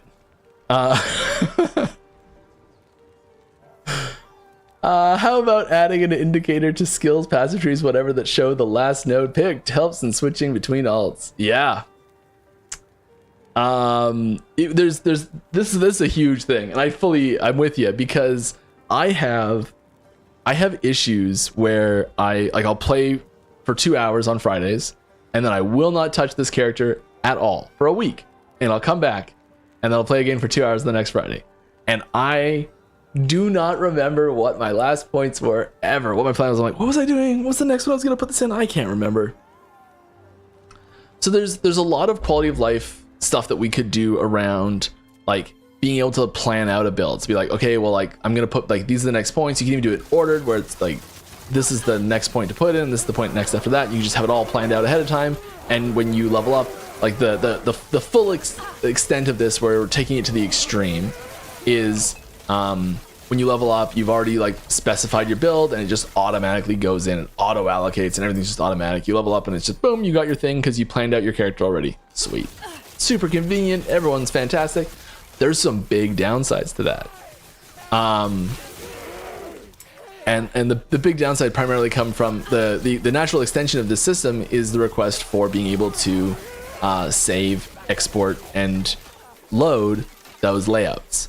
So suddenly you now have the, like, let's just assume we say yes to everything, we implement everything. You now have the ability to, on a build website, which are fantastic, to just download the build. Download the build template, slap it in your game. Suddenly you don't have to read a single node ever. Upside, everyone gets to play with fantastic builds if they want to, and they're just crushing, they're just cruising, everything's wonderful. Downside is you lose the entire interaction with the system and the education portion of it, which it might sound kind of the way I say that out loud. I'm like, oh, you lose the education part of it. Oh, who cares, right? I think one of the really fun things for me, at least in this game, and not for everyone, but for me personally, and I think a lot of people, is the experimentation process, that like finding new builds, that just fooling around with stuff, that sort of thing. And if you have the ability to just load in builds, you're really disincentivized from learning, from having that exploration learning stage where you're able to look at a build and say, okay, my build's not quite working. What can I do to fix it? What options are there available for me? Like that whole process of upgrading your character and fixing a build vanish because you don't have the experience from just looking through your nodes as you're leveling up, as your character's coming up, all that sort of stuff. And I think that's a really important part of it. And it leads to, like, if you play season to season and you're reading your nodes and you're making minor adjustments as you're playing, you're saying like, okay, well, maybe I'm leveling and I'm struggling with my CDR, or I'm struggling with my mana or something like that. Then you have enough experience from reading your nodes that you know, hey, I can make these changes, make these adjustments, and I'll have a better time. But all of those on-the-fly adjustment making abilities get lost if you've never read any of the nodes. So I think there's probably some middle ground where the learning portion of that can still happen, but there's some there are some quality of life features that come into play there. I think going all the way down that road is probably overall detrimental, but going part way is probably really good. I think. I don't know where that line is. I could be completely wrong. I would love to start exploring some of those options, because I do feel that big time, where like I'll come back and I'll be like, I'll get an extra point in this, and I'll be like, what was I gonna put that point in again? Or even just like, what was the last place I put a point? So yeah, there are, I think there's room for some things like that. And yeah, we've got new people doing some UI design stuff, coming in, making some waves, doing some awesome stuff. And I think there'll be room for, let's just do this. I think they'll be looking to make some waves with things like that as well. So I wouldn't write it off, but not for season 3.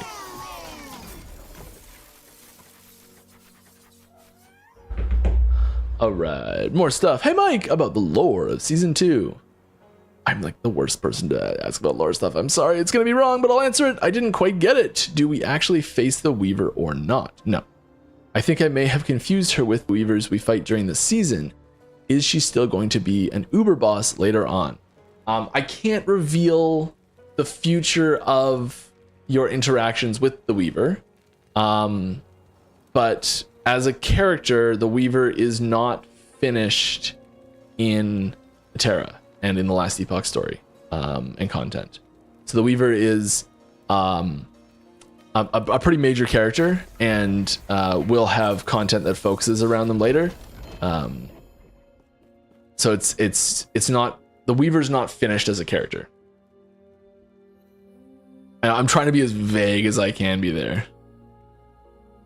Are we getting more content? I'm sorry, I don't have detailed specifics there. Like I didn't say like, is she going to be an Uber boss? Maybe, who knows? But you did not kill the Weaver.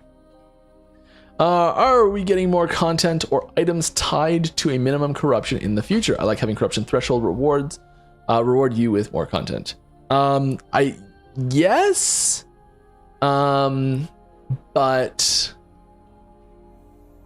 I don't know what they're going to be, and I don't have any specifics. But yeah, there are things we're tying to corruption in the future still. There's a system that I know is coming post season 3 that will be related to corruption scaling things in some way. All right, will snapshotting be removed in season 3? That's the plan. I don't have any specifics to share on it at the moment, but that is sort of the assumption that we're working on when we are developing new components for season 3. With the Uberoth question, I was mainly wondering, oh good, more clarification, wonderful. If, for example, you use how a build performs against Uberoth to determine its power. I see what you're saying. Is the boss something you use to evaluate builds? The gigantic asterisk beside this answer, yes, it is. It's not, we don't have one. I think there's been a misconception in the past where we've said, where I've said, hey, 300 corruption is a successful build. If your build can do 300 corruption, that's a successful build. And I still think that's true, because you're probably being able to complete all but Uberoth at that point, or at least very close to it. And as far as I don't think Uberoth's a good test of is this build successful or not. Although I do want to acknowledge that there are people that will very strongly disagree with me on this one. But the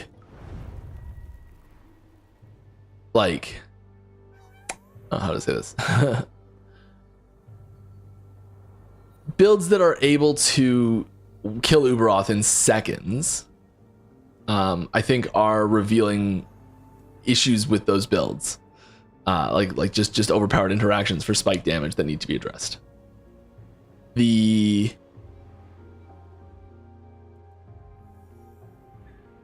It's not something that we're looking at a build and saying, hey, can this build do Uberoth or not? No, needs to have a huge buff. That never happens. That's not a consideration. So in the sense that if you look at a build that can kill regular Avaroth in 1 second and Uberoth in 3 seconds, it's the same information we're getting from both of those things. So I wouldn't say that there's new benchmarking created by Uberoth or new balancing information that we didn't already have access to from just other high health bosses that are able to be melted in seconds at most. But yes, it is one of those things that we look at the balance for builds at every point on the spectrum of that character's progression. So we'll look at not specifically these levels, but we might say okay, this person's playing a Falconer build that's amazing at endgame, but and they're going to play it all from level 1, but at level 2 it's terrible, and at level 10 it's amazing, and at level 30 it's terrible again. And so having these, looking at a build throughout the spectrum of its journey, I think really helps us balance that character at different points of that journey. And sometimes that can be things like moving passive nodes up and down the passive tree. So taking a node that's maybe here and moving it into one of these trees or something like that, or taking nodes here, moving it above the line, or something that's above the line, moving it down below the line. And by line, I mean lock line, this line, sorry. And so adjusting the order that things happen in at lower levels is just as important as adjusting the power that a character has in their maximum potential when they're fighting something like Uberoth, or when they're doing something like 20,000 corruption, echoes, things like that. So there's there's no one balance point. And so because it is just another thing you can do in the game, it is another balance point in the game. So yes, but also yes to everything else in the game.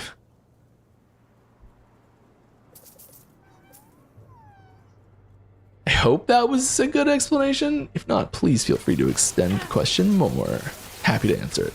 All right, what is your views of controlling recently killed enemies for a short period of time? PoE2 does it. What about Acolyte in LE? Yeah, it would be great, wouldn't it? We've definitely not had a whole bunch of technical problems making that happen. We've had a lot of technical problems making that happen. A lot. The short answer? Similar to like corpse explosion effects, whereby just any interaction with a corpse of an enemy in general is something that you may notice is completely missing from the game. That was the original plan, like way before Warlock got released, before Rune Master got released, when we were still 3 masteries down. The vague idea for Warlock was corpse interaction. And we never got it to work, so we pivoted hard. Very pleased with what we ended up with.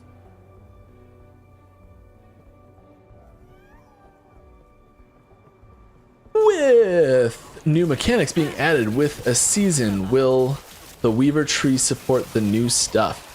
I don't know if there's any specific. So Weaver Tree doesn't. Weaver Tree's not limited specifically to one area or one mechanic or one interaction. Like there's things in the Weaver Tree that sort of like just affect anything.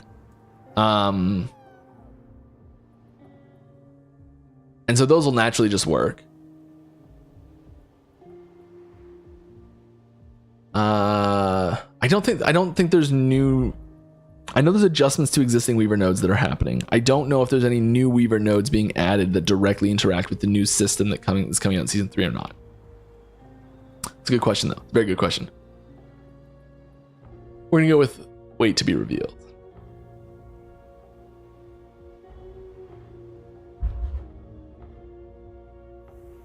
Will we have any new multi-elemental skills? Maybe something like Essence Weaver. Yes. At any point, yes. Do I know when that's going to be or what that's going to be? No. For season 3, no.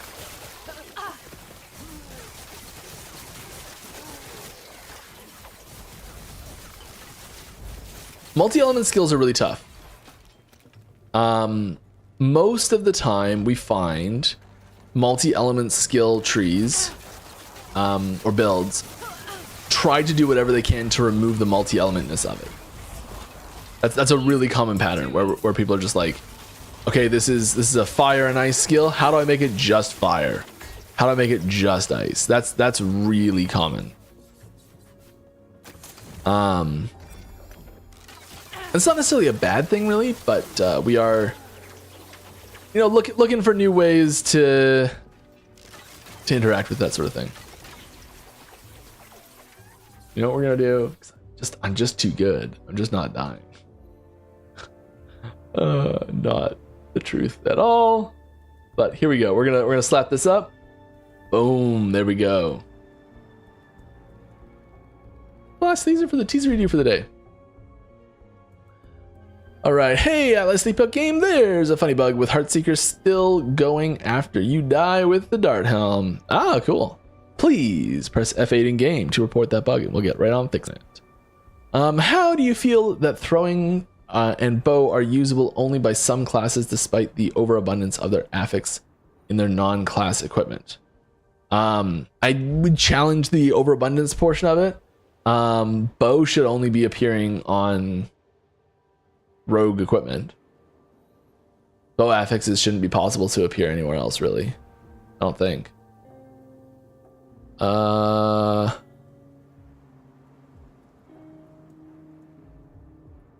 bow affixes appear anywhere? I don't think bow affixes should be able to appear outside of rogue.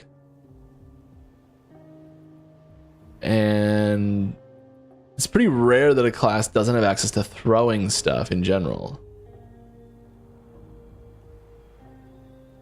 It's funny, we get a lot of requests for more throwing stuff actually. And we limit them to where they can have affixes appear pretty strictly in general. It's definitely possible that they are not being restricted properly. Like maybe there's a bug there that's causing them to show up when they're not supposed to, or maybe they are just a little too abundant. That's possible too, because the relative rarity of each affix is something that we do adjust. So it's possible they might be too common in generic gear. Like they might be able to appear on non-class specific chests. Chest helm boots, chest helm relic. There's stuff on gloves, there's stuff on rings. That's generic. But that's kind of it, isn't it, for throwing? We could look this up easier, couldn't we? Oh, okay, let's not die.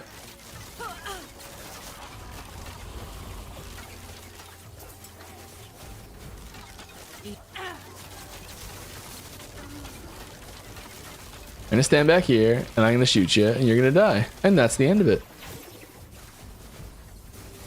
Okay, let's just do it. Oh no, Wick, what was that? They all went. There was questions there. Are there any defensive improvements for the Necromancer? The character itself, not the minions, thanks. Off the top of my head, I do not know all of the changes for Necromancer and Lich coming. I mean, the two nodes we've already shown today, I think both of them were below the lock lines, and there was defensive stuff there. Mostly will be Lich specific things though. But yeah, there's, I think naturally just with the scope of changes, I can say yes to this. I don't have any specific off the top of my head that I'm thinking of though.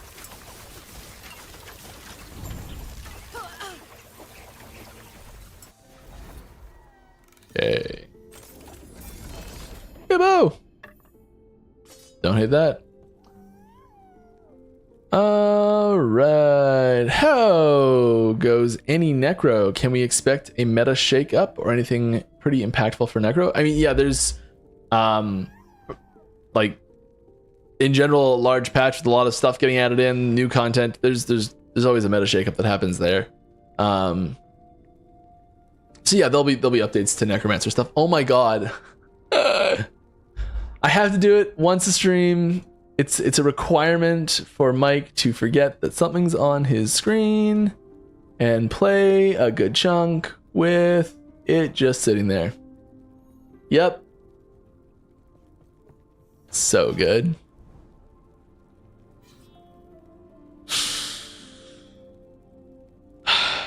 Sorry, at least it wasn't very exciting. Oh my goodness. One of these days, I'm going to come up with a system to not do that. But until then, it's happening every stream. Hey Mike, finally caught your stream. Glad you're here. Hope you're doing great. I am doing great. Thank you. Season 2 was absolutely awesome. Yeah. The most recent graphic rework of the zones in between monoliths are absolutely amazing. Awesome. But we don't see it often because we don't spend much time there. Very true. Is there any possibility to add this rework to the hub with monolith reward chest / trader in a way that reflect the current timeline we're in? Ah, yes. So we're talking about changing this zone again. I think it's a very cool idea. And I think that's the sort of thing. Yeah, like I think that's the sort of thing that could be added here. I think we're probably. I don't think that's happening in season 3. I think we're probably saving changes to this. I don't know what's happening with this, with visual changes to this area, but I think this area, I think you're right. I think you've hit the nail on the head that this area is ripe for customization in some way, variance in some way, because you do spend a lot of time here. And customization and variance is great for places that you spend a lot of time naturally.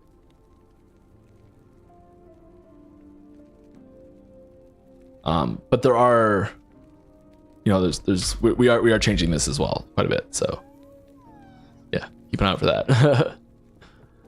Without sharing in-depth info, can you confirm that Aura of Decay will be worked on for season 3? Yes, Aura of Decay will be worked on for season 3.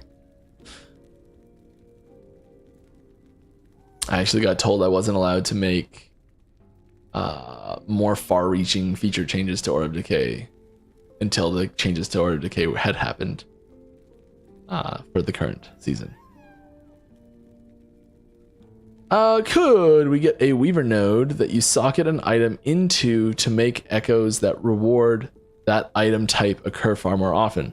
We already have ones to turn off a lot of different types. Well, that's dictated by which timeline you're in, right? But yeah, so the reward types, the unique item reward types are dictated by which timeline you're in. So I don't think we can do that. That item type. Yeah, I think we could make a node that just increased the rate that the unique item reward types, the unique item reward echo types just appear more often in general. I think that's the way we'd have to do it. If that's like, is that not a node already? Is it somehow not a node? Reward.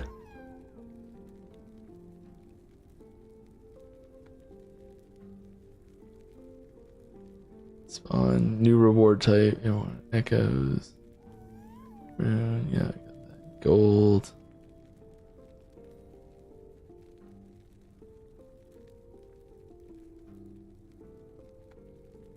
Yeah, I feel like that would go over on the right. I feel like that would fit over here with these ones.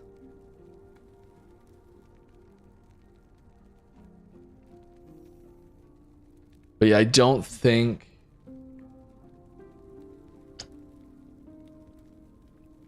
And we can't put an imprint node to say like, I want this item type reward to show up, I don't think. But like... I mean, technically we could. We're not designing it to do that. If you would like to see that, that's a good thing to put in the suggestions channels. We're talking about changing these nodes right here, I assume. All right, will there be a possibility in the future to trade crafting materials like glyphs, runes, etc.? We have no intention of doing this. It's not impossible. It's one of those things like, you know, you're wishing and hoping and dreaming it. Maybe we're not planning on it right now. I wouldn't expect it. It's not happening in season 3.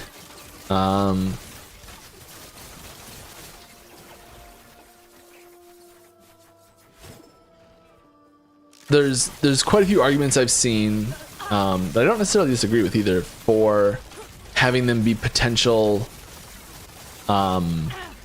like currency items.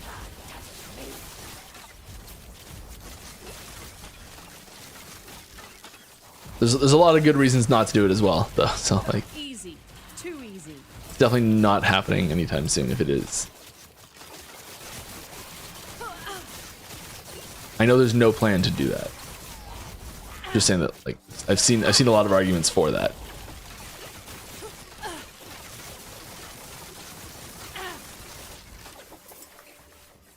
Right. Hey, got an LP. Don't hate that.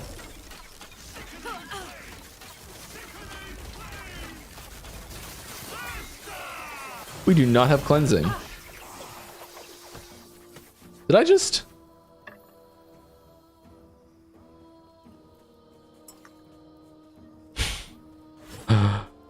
apparently I'm tired. We're gonna blame it on. So good at this game. Who made this game anyways?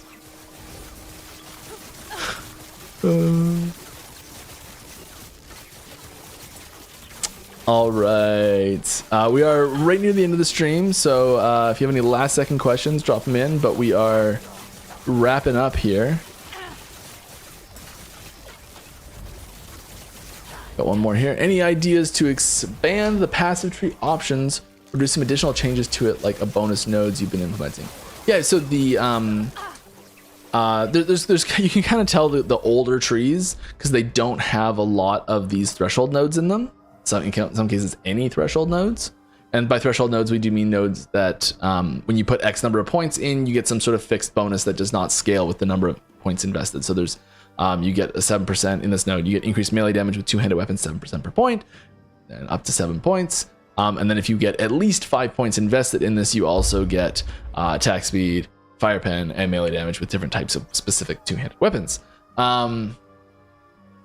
And so yeah, so we are doing major changes to trees that don't have that anymore, don't have these types of nodes yet. Specifically, like Lich and Necromancer are both getting a bunch of these types of nodes. Other ones are too, but we are primarily focusing on specific trees and doing a whole bunch at once on specific trees like we've done before, and then we'll go through and finish up the other ones that don't have any after that as well. But yeah, there's adjustments, there's new nodes, there's new node removals, there's all sorts of things coming to passives. Yeah, but classes that have a lot of more modern passive nodes, there's far fewer changes. Because they're generally a lot better, both in like quality and power.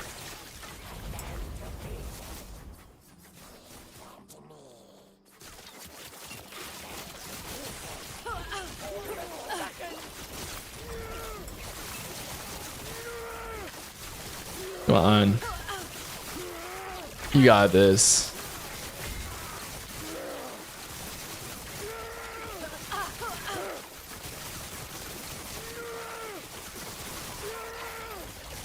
Never doubted it for a second. Very much doubted it always. And on that terrible disappointment, it is time to end, I think. We will. I got a couple of questions in chat here we'll answer as we're sitting here lying dead on the floor. Is it possible to make it so the text from getting shards after destroying an item doesn't overlap with the item places in the forge? In particular, currently it hides the amount of shards I have for the item placed there, and I'm not sure whether I want to disenchant the next item or not. For example, playing SSF, I like to have 10 plus of each affix. Yes, it is possible. There's some crowded stuff happening there. I think there's better ways to implement that. That's good stuff to put in a feedback or suggestions channel on our Discord. I don't think there's any changes like that coming for season 3, but yes, that sort of thing is stuff we are looking to improve and work on for sure. Any update on Shaman Reshape? Pushing him into the spell totem or attack totem direction and leaving the other without a specific class that fully supports it? No. That's not the plan at all. We are looking to update Shaman more and get more awesome stuff in there, more options, and kind of like bring forward that Shaman fantasy and what it looks like. That's probably more of a season 4 thing than a season 3 thing. But I don't think the plan is to either abandon spell or attack, as suggested there. All right, any updates on League migration for fresh starts mid-season? We don't have any plans to implement that. It's a cool idea though. I'd put that in the suggestions channel again. Yeah, we don't have any plans for that at the moment. One last question here, last one. I am sorry if it has been asked before, but is there any news regarding transmog system for normal armors? No information at the moment. Apologize. And actually, on that real terrible disappointment, it is time to end. Thank you all for coming out. Appreciate you for sticking by and asking some fun questions, and I just love playing our game, so that's great. If I did not answer your question, I do apologize. I will be back same time, same place next week. We'll be happy to answer it there, or you can also stop by our Discord where we do have hi Tarek, where we do have Ask the Devs channel where I try and answer as many questions from there as possible. Community often gets to them before I do because they have most of the same answers I do at this point. So thanks for your help on those ways. That's about it. Let's go see if we can say hi to somebody. Who's streaming about right now?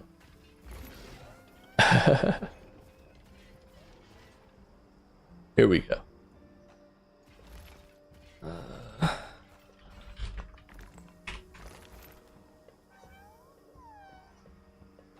Have a great day, everyone.